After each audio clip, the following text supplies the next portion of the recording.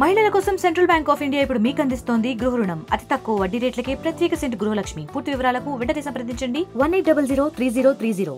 జైనూర్ ఘటన సందర్భంగా ప్రతి ఒక్క మండలంలో, ఉమ్మడి ఆదిలాబాద్ జిల్లాలో ప్రతి ఒక్క మండలంలో మహిళలతోటి శాంతియుత ర్యాలీ నిర్వహించడం జరిగింది.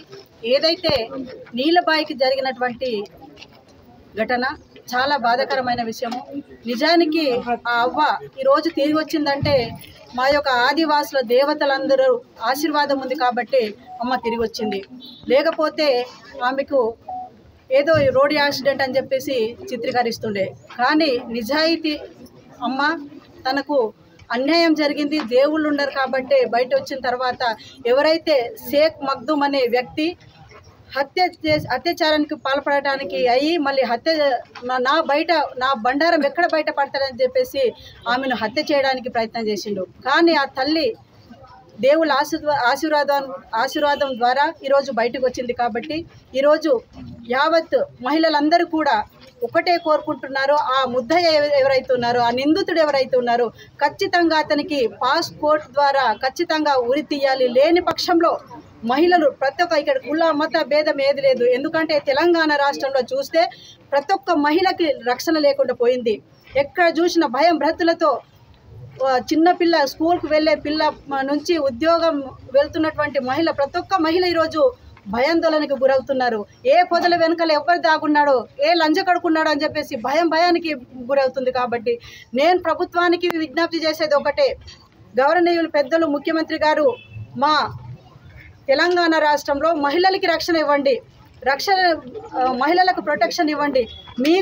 మీకు మీ వెనకాల వస్తే 10 మంది పోలీస్ శాఖ అందరు మొత్తం సెక్యూరిటీ వస్తుంది. కానీ మహిళలు ఒంటరి వెళ్తున్నారంటే ఎవ్వరు ఎక్కడ కూడా సీసీ ఫుటేజ్లు ఉండవు, రక్షణ ఉండదు. ఎక్కడైనా ఒంటరిగా ఉన్నా, ఏ మహిళను ఏడిపిస్తున్నా కూడా ఎవ్వరు పట్టించుకున్న నాదుడు లేకుండా పోయింది. మా ఏజెన్సీ ప్రాంతాల్లో అయితే చూస్తే ఎవ్వరు పట్టించుకుంటలేరు. కాబట్టి ఎక్కడైనా ఘటన జరిగిందంటే సీసీ ఫుటేజ్లు 24 గంటలు మాయమవుతున్నాయి. కాబట్టి మీకు విజ్ఞప్తి చేసేది ఒకటే, మీరు మాకు ప్రొటెక్షన్ ఇవ్వండి.